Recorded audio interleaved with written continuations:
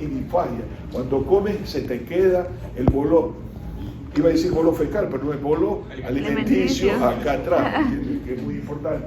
Ruptura de malo ligüey, ¿qué tiene antecedentes? Vómito y alcohol, ¿entiendes? Náusea, vómito, tos antes de la emesis, hemorragia varicel, gastropatía hipertensiva portal, ictericia y infección portal. Cuando te está hablando de hipertensión portal, piensa en cirrosis, ¿entiendes? Varices esofágicas.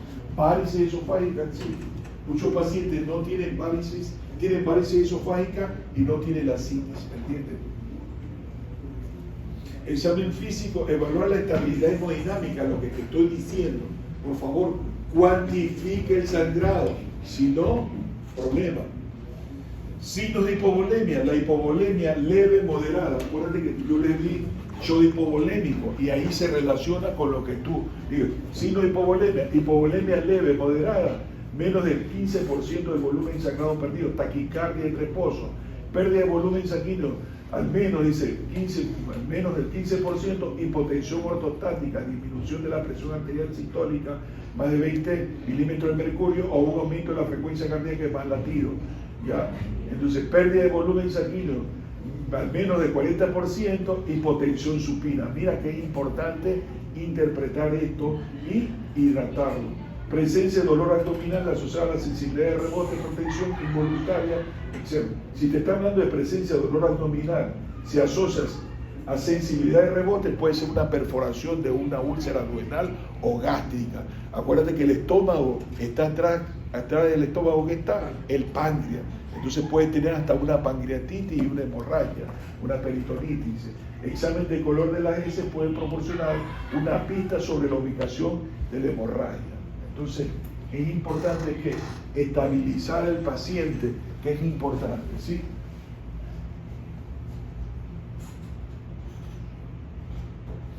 Valoración del estado hemodinámico, la presión arterial, la frecuencia, ya la saturación, signos de perfusión periférica y hidratación. Imagínate que fue al hospital, había ese señor que le metieron un balazo en el tórax, ¿me entiendes? Ya estaba prácticamente con un shock irreversible, con frialdad, palidez. Le habían puesto 8 unidades de sangre, 8 unidades de sangre, y prácticamente ya estaba haciendo ¿qué? Falla multiorgánica. Un tipo, mira, creo que tiene 25 años ese chico, ¿entiendes? Sean firmes con sus hijos, ¿entiendes? Me dio una pena verla llorar a su madre, porque una madre, ningún hijo es malo, ¿entiendes? Pero parece ser que andaba metido en problemas ese chico. Y mira, un balazo, han venido todos con una metralleta, a medio barrio habían matado, ¿entiendes? Entonces, ¿qué le vas a mandar?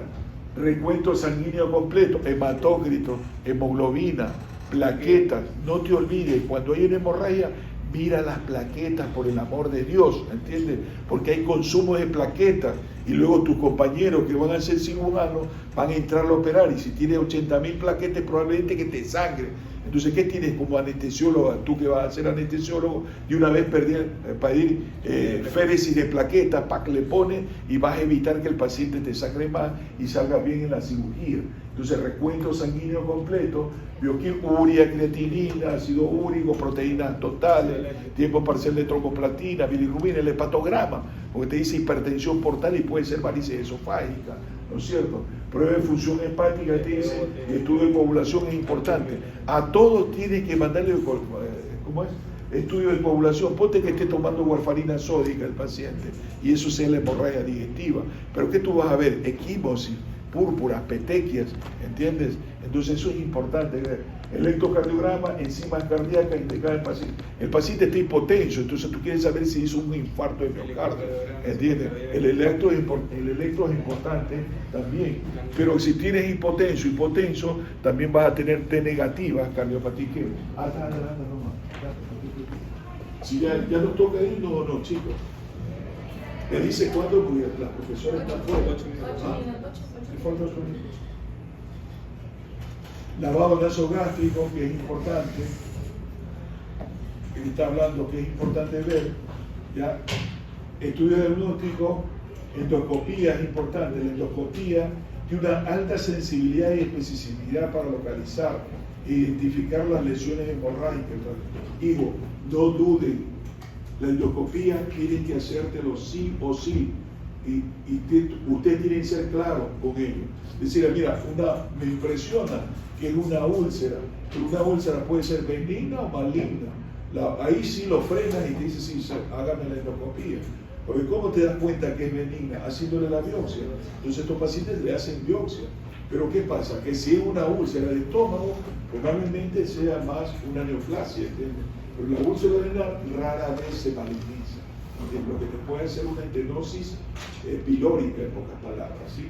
Por el edema que te produce ahí. Entonces, ¿aquí qué es? La endoscopía, úlcera péptica sangrante, que te está hablando, mira la diferencia, con coágulos que tienes allá a la derecha, ¿no es cierto? Y úlceras que tiene el paciente. Entonces, eso ya con la endoscopía.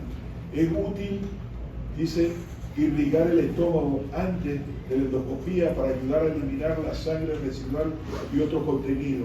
Muchas veces, cuando tú ves, me voy atrás, cuando el endoscopista ve esto, acuérdate que es un coágulo que tiene ahí, no lo quiere sacar porque a lo que lo saca puede sangrar el paciente, tener un sangrado activo, y lo deja ahí.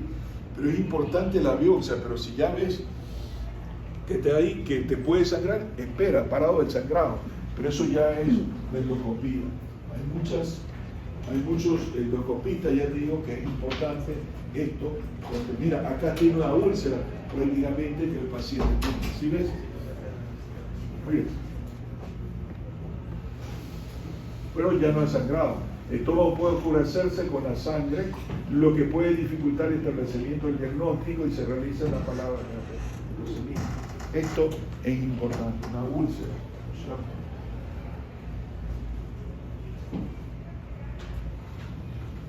La endoscopía temprana, algunos estudios han demostrado una menor utilización de los recursos y mejores resultados con la endoscopía temprana.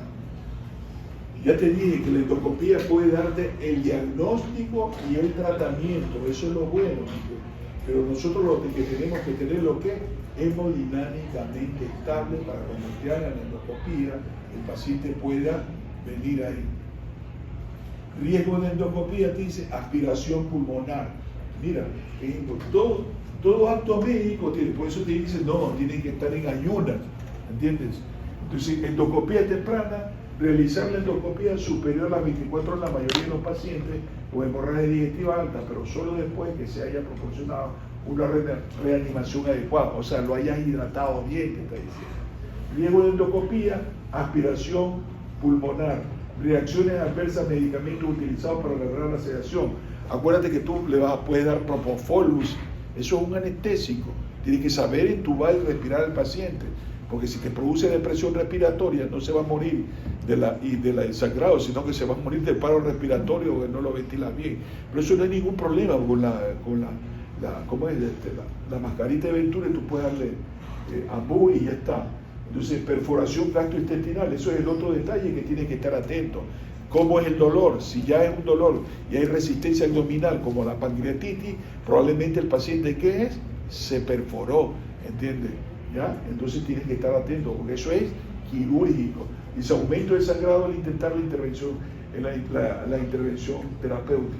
Entonces, todo tiene su riesgo en la endoscopía. Pero lo bueno de la endoscopía es que te da el diagnóstico y también te puede dar el tratamiento. Pacientes deben estar hemodinámicamente estables. No hace énfasis en tener hematócrito normal. Riesgos más beneficios deben considerarse en pacientes de alto riesgo. Ya, seguro, dice, asegurar al paciente anticoagulación leve o moderada. Mira que tienen que tener mucho cuidado. Otras pruebas, a veces le hacen endoscopía y no tiene diagnóstico. ¿Qué tiene que hacer? Una angiografía. Es importante esto. Dice, enteroscopía profunda en el intestino delgado, enteroscopía intraoperatoria. Entonces es importante, ya te digo, la angiografía cuando ese paciente no lo tenemos ya con el diagnóstico. Tratamiento, supresión ácida, bomba de protones, esomeprazol te dice 40 miligramos de endovenoso 2 veces al día. Esto es importante, ¿entiendes? Mira que los inhibidores de la bomba de protones prácticamente. Hace ya no se puede ofrecer clorhídrico. Sí, ¿no? Antes había el síndrome de Solingen-Ellison, que es un gastrinoma que te producía mucha secreción de ácido clorhídrico. Con el omeprazol prácticamente ya no veo eso, ¿no? O sea, no llegan ya perforados como llegaban antes, ¿entiendes? Procinético, metopropamida, acuérdate que es para aumentar el peristaltismo, tú lo das para el vómito. Metopropamida dice, busca mejorar la visualización gástrica, el momento de endoscopía, limpiar el estómago, el sangre y coágulos reactivos. Eritromicina promueve el vaciamiento gástrico. Mira, hijo, esto es importante, la eritromicina. Acuérdate que es un macrólido, ¿entiendes? Ejemplo, yo tengo que tomar claritromicina para el Helicobacter pylori, pero eso me puede producir ¿qué? Deposiciones blandas, diarrea, ¿entiendes? Entonces es derivado de la eritromicina y la eritromicina te puede dar. ¿Por qué tú tienes que estar atento? Porque a los niños, cuando tienen una infección respiratoria, le dan eritromicina y es excelente medicamento si es alérgico a la penicilina. Entonces es importante que lo tengan. Esta metoclopramida es el Placil que Gantera. Es un antiemético. Tú tienes que tener cuidado porque muchos pacientes pueden producirte ¿qué? Extrapiramidalismo. ¿Entiendes? Extrapiramidalismo. Y a los niños le ponen y pueden comenzar el niño ahí, va a decir, ¡ay, el niño está matando! Lo puse. ¿Entiendes? Y es un antiemético. ¿Entiendes? ¿Qué tiene? El Benadryl o el Aquinetón, el biperideno, apúntalo. El biperideno, ¿entiendes? Eso se le da y eso revierte en cuestión de segundos ya el extrapiramidalismo. Es importante porque ustedes van a estar en la rural solo.